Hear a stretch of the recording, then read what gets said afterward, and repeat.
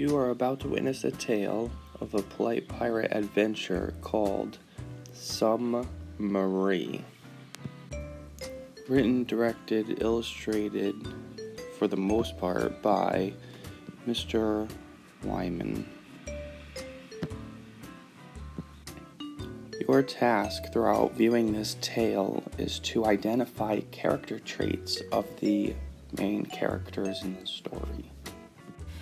Our tale begins when three of the original polite pirates, Zeus, Marie, and Captain Irony, sail into port of a town on the east coast of the United States of America.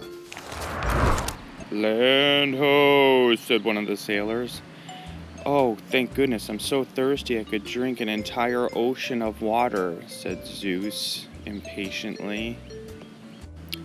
"Well, it would be much better to anchor here in this harbor than by the cliffs that you were pointing out earlier, my friend Zeus," said Marie. "Thirsty," was all the captain was able to mutter. "I hope somebody in this town will give us water for the doubloons that we earned when we won the Polite Pirate Purple Pumpkin contest a few months ago." Thirsty. "Now, Zeus, don't go telling everyone that we meet all about the Polite Pirate Purple Pumpkin contest. Remember, our task here is to find water." "Oh wow, look at this town. This is such a nice place. I bet everybody in here has water for sale. Look at these buildings. Aren't they tremendous? I love the architecture," Zeus would say as he walked around the town with Marie and Captain Irony. "Thirsty," was all Captain Irony could utter.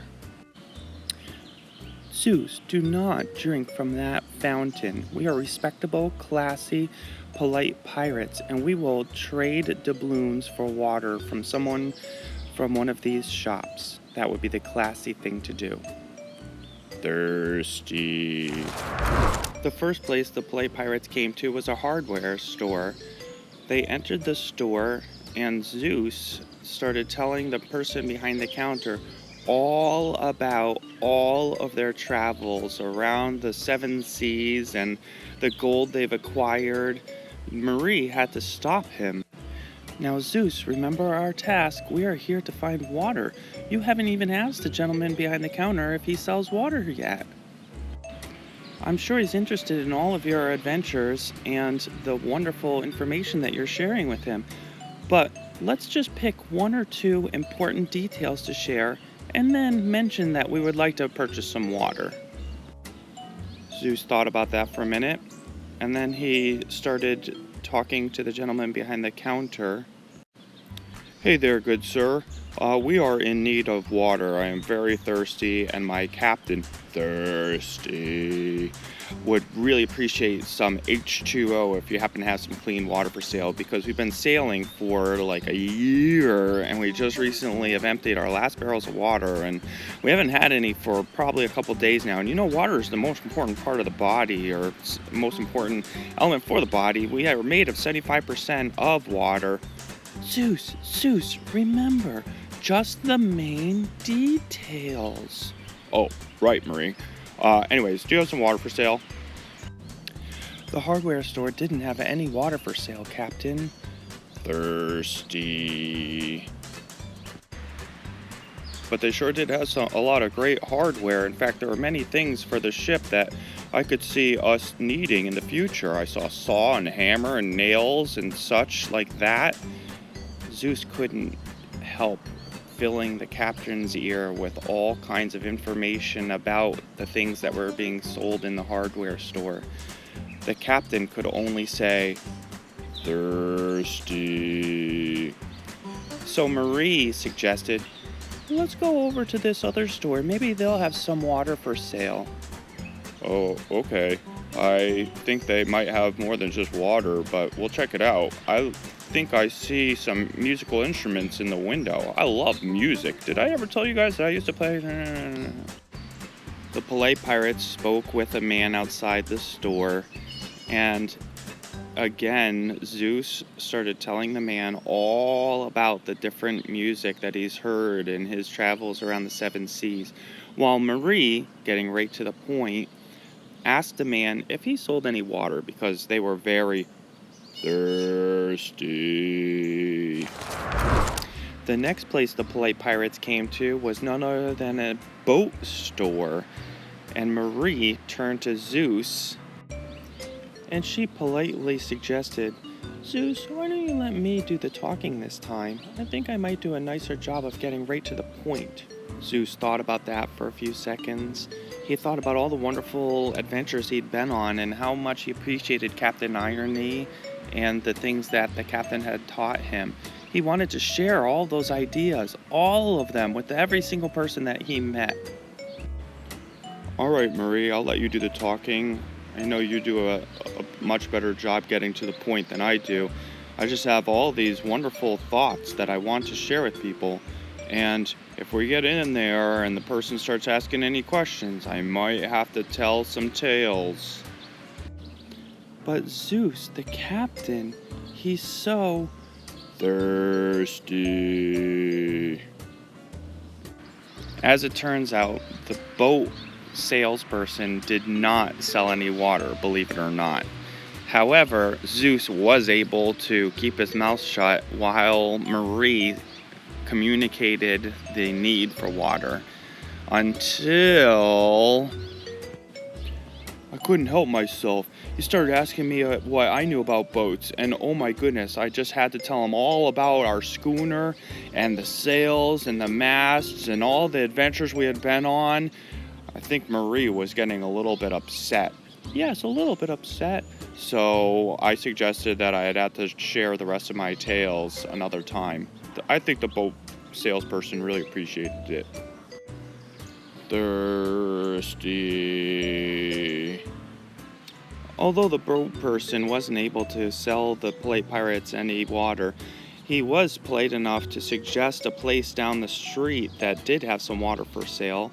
The polite pirates thanked him, and they were on their way. Thirsty. "Oh, look, this is the place that the boat salesperson mentioned." "Oh, Rita's water ice. Water ice. That makes me think of the icebergs that we traveled past when we were..." "Zeus, I hope that you're not going to share tons of tales. Let's just stick to the main points. We were sailing on the ocean, which is full of salt water, not the kind of water that you can drink. We ran out of drinking water. We are now looking to purchase some water. We have gold doubloons. Would you trade water for this gold?" Thirsty. The way you say it, Marie, sounds so succinct. I like that. I wish I could do that.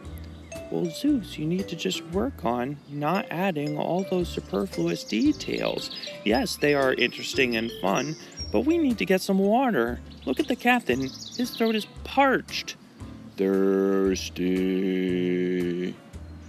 After waiting in line for quite some time, the person behind the counter was able to get from Marie the details of the story that mattered most.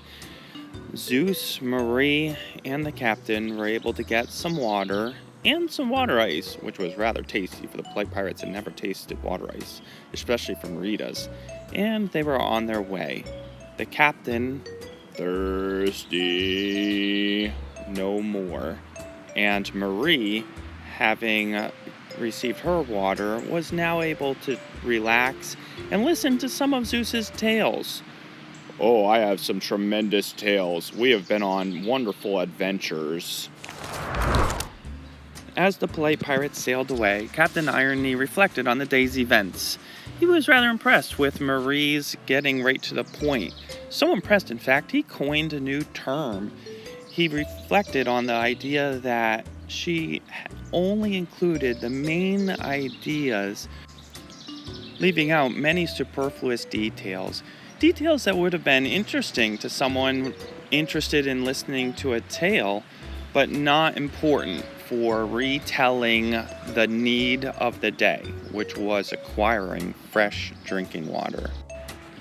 The term that the captain came up with was a mixture of Marie's name, which is actually spelled like Mary, but Marie insists on having it pronounced Marie.